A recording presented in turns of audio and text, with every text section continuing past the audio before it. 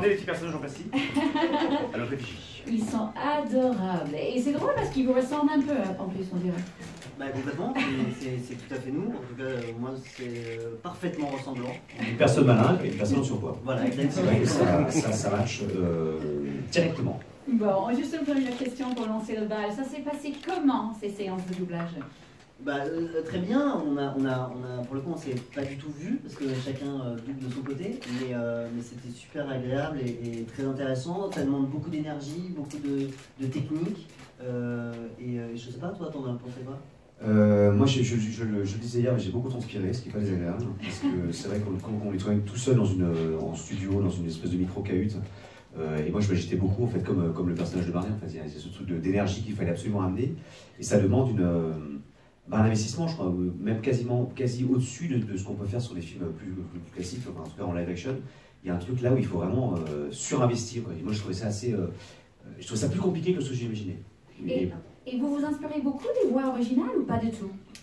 Oui, évidemment, il faut qu'on se cale sur les voix de Chris Pratt et de Tom Holland. On les écoute, on les intègre et on essaye de se rapprocher au maximum. Évidemment, là, il y a une langue anglaise et la langue française, donc on essaye de se rapprocher le plus de tout ça et de l'énergie.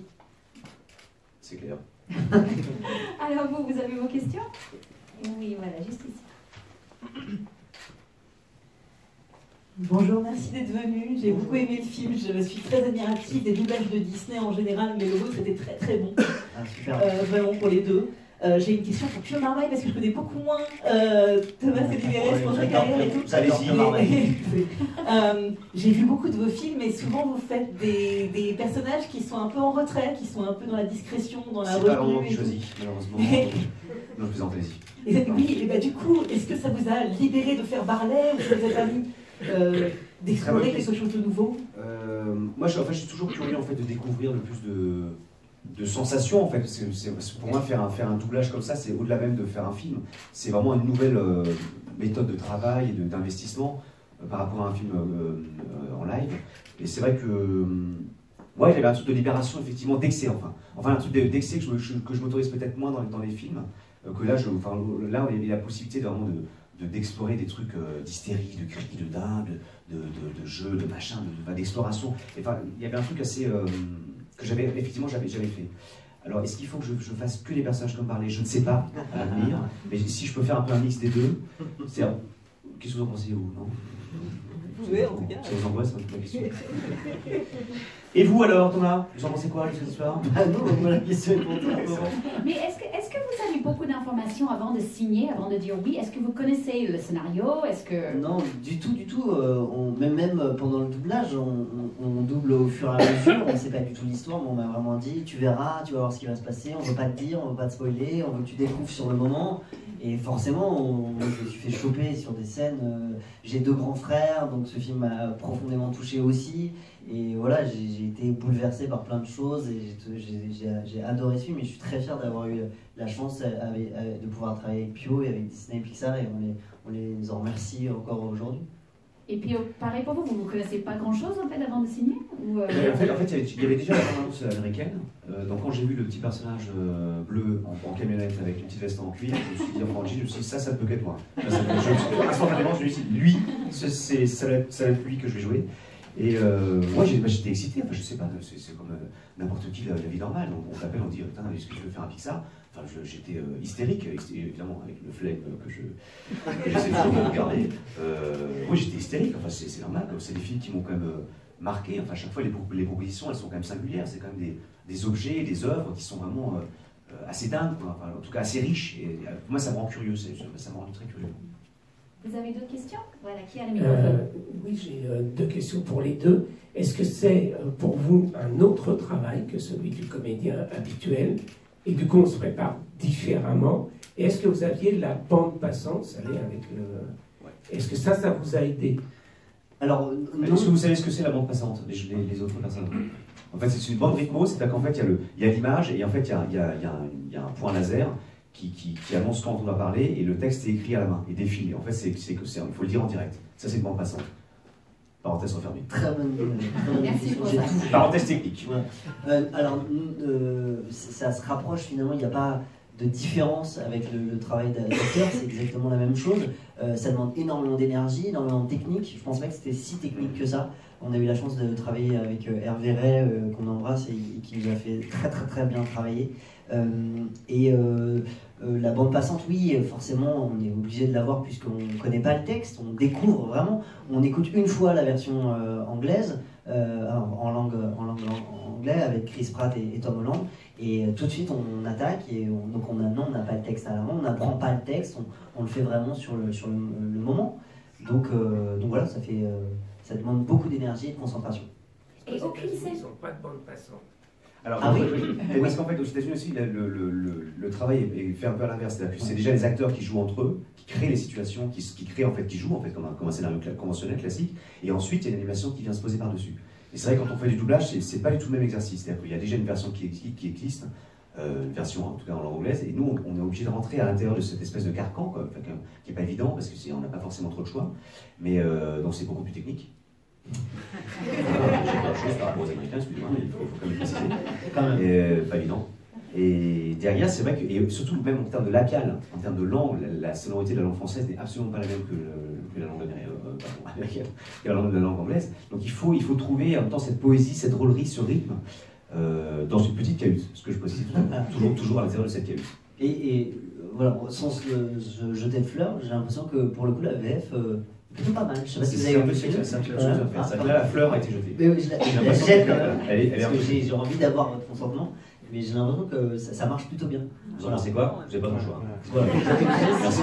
Merci le travail Merci bien à fait. tous. Ok, merci. Merci d'être si sympa. Et il y a une autre question, je pense, là-bas. Oui, moi j'ai une question par rapport au casting. Je voudrais savoir un peu comment ça s'est passé et à votre avis, Je pense qu'il faut demander à pourquoi Wallace. est-ce qu'on vous a, pourquoi on vous a choisi pour ces rôles? Alors je pense qu'avec Disney, en tout cas, il y avait une volonté peut-être aussi de travailler un jour ou l'autre ensemble, à un moment ou à un autre, et je pense qu'il fallait trouver aussi un personnage et un projet qui correspondent à ce que moi je peux être dans l'existence aussi d'une certaine manière, dans les propositions. Enfin, on revient au film que j'ai fait dans ma vie précédente, enfin précédemment je veux dire. C'est pas, non, mais c'est pas évident. Il a deux vies. Il faut qu'il y ait une sorte de cohérence. Ouais. C'est vrai que je pense qu'il fallait pas que ce soit simplement hop, il y a Marmaille qui joue dans un film d'animation. Je pense que là il y avait vraiment il y a eu un truc assez juste, trouvé avec Marley, je sais pas, un truc qui correspond, enfin d'énergie assez cohérent quoi. Ça répond à votre question ou pas? Sur le casting, Est-ce qu'il y avait un casting ou c'est juste on vous dit Moi, est-ce que vous voulez le faire ou pas? Moi j'ai une petite anecdote, parce que je sais que comme on est friand d'anecdotes. En fait, Pio, on se connaissait pas, on s'était jamais vraiment rencontrés. On a un ami en commun qu'on embrasse, qui s'est marié. On l'embrasse.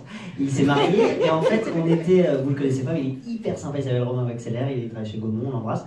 En fait, il s'est marié et il s'avère que j'étais invité à l'enterrement de vie de garçon. Et puis l'histoire, elle est particulièrement longue. Vous avez 3 heures ou pas? Il va se passer un truc. Ah non, c'est ouf, incroyable. Il y a un film d'ailleurs qui est en train d'être tourné à ce sujet. C'est un biopic, bon, c'est pas nous qui allons faire les rebonds. Hyper sympa. Non, bon, bref. Donc, enterrement de vie de garçon, amusement, fun, escape game, victoire. Victoire dans l'escape game. Voilà, à Châtelet quand même. Première partie, histoire terminée. Pareil, déjà ça. On marche, on déconne. Pio passe devant une affiche d'un film d'animation et il dit ah trop cool, c'est pas celui-là mais moi je vais faire le Pixar. Il me dit ça à moi et je dis ah la chance et tout, trop chance, t'as trop de chance et tout. Cut. Et voilà. Bon, on est en face de vous avec des C'est personnages. fou, Et on a fait le truc. Non et en fait Romain m'appelle et me dit écoute Disney. L'histoire s'arrête là, faut l'arrêter. Non, Disney a pas encore trouvé le rôle du jeune. Et du coup, c'est moi qui ai appelé. J'ai demandé à mon agent d'appeler, de dire est-ce que je pourrais passer l'audition. J'ai passé l'audition et je l'ai pas eu. Et bah oui, sinon je serais pas là. Le mec qui fait jouer et les CD, et finalement, j'ai dû le faire. Ah, comprendre des circonstances. Voilà. C'est génial. Une chute, ça arrive très vite. L'histoire était pas trop longue? Non, ça va. Non, elle est pas mal, Très sympa. Qui a une autre question? On va aller juste ici. Oui, bonjour. Bonjour. Je voulais savoir si, comme le réalisateur du film... Vous n'avez pas de cheveux? Ah non. Je ne me fais pas trop de soucis. Est-ce qu'il y a des similitudes entre votre histoire personnelle à vous et l'histoire personnelle des deux personnages? Alors, je ne parle pas forcément de la perte d'un parent, mais une relation de frère très forte et une relation avec votre mère aussi importante. Ou est-ce qu'au contraire, il a vraiment fallu partir dans un gros travail d'acteur, de recherche ou... Thomas. J'y vais. Alors, pour tout vous dire, moi j'ai 2 grands frères qui sont beaucoup plus âgés que moi, et oui, moi cette histoire m'a vraiment bouleversé, m'a touché. Et pour vous dire la vérité, il y a une scène en particulier, je veux pas spoiler, mais il y a une scène en particulier où au doublage, donc j'ai vu la scène et je me suis complètement effondré d'émotion, et j'ai demandé carrément à sortir de 3 minutes pour me remettre, parce que ça a touché exactement ce qui était pour moi l'essence même de la relation entre des frères. Et voilà, mes frères n'ont pas encore vu le film. J'ai hâte qu'ils le voient pour qu'on puisse en parler. Mais ouais, moi ça m'a profondément touché, et je trouve la relation entre les deux est très juste et très touchante, et c'est exactement ça. Et voilà, c'est aussi pour ça que je suis très fier de participer à ce film, parce que ça m'a touché personnellement. Piotr? Alors, je vais faire comme si je me rappelais de votre question. Je m'en rappelle pas, moi je plaisante. Moi, alors à l'inverse, j'ai pas de frères et sœurs. Après, ma vie intime, mon parcours, évidemment, mon père, c'est des gens proches, ça arrive à tout le monde. Je pense que c'est peut-être un point, effectivement, que je peux avoir en commun, en tout cas dans ce dont vous parlez, en tout cas dans l'histoire, en tout cas de parler de Yann. Mais si j'avais eu un frère, alors là vous allez dire oui, salaud. Mais c'est vrai que je me dis, leur relation à tous les deux, elle me plaît quand même. Donc je me disais que si ça avait pu ressembler à ça, j'aurais trouvé ça assez agréable. Voilà, le salaud, il est corporate, mais bon, c'est vrai que je trouve ça assez bien vu. Je trouve ça quand même assez bien vu. Et c'est aussi sympa de nos jours de voir une histoire entre 2 frères, c'est rare, je crois que c'est la première que je connaisse un film d'animation sur les frères, parce que peut-être c'est aujourd'hui on est un peu plus open, on voit plus le côté féminin des garçons, en fait on voit ce côté émotionnel, et ça aussi c'est très attachant dans le film. Je trouve qu'aussi il y a une sorte de... Ce que je trouve, enfin, encore une fois, c'est qu'il y a une sorte de pudeur qui se dégage du film, de leur relation, de maladresse, que moi je trouve assez touchante. Enfin, en tout cas, ça n'est pas acquis, quoi. C'est pas il y a un truc de travail qu'ils font l'un avec l'autre, un truc de cohérence, de fraternité que je trouve assez comme vous dites, c'est assez singulier, ça n'existe pas forcément partout. Mais moi, ça me touche, quoi. C'est un peu, je trouve ça assez ludique. Voilà. Sans oublier les personnages féminins qui sont aussi très présents dans le film. Le personnage de la mère qui est très importante et qui amène beaucoup de tendresse, et voilà, qui est vraiment le lien entre les 2 frères, et c'est ça qui apporte la puissance à ce film-là. D'autres questions? Qui a le micro? La dernière question. Là, juste là-bas. Bonjour. Bonjour. Est-ce que c'est vraiment une question? À part celui-là, c'est lequel votre Pixar préféré? Ou la voix que vous auriez peut-être voulu faire aussi? Oui, aussi, ouais. Tout à fait.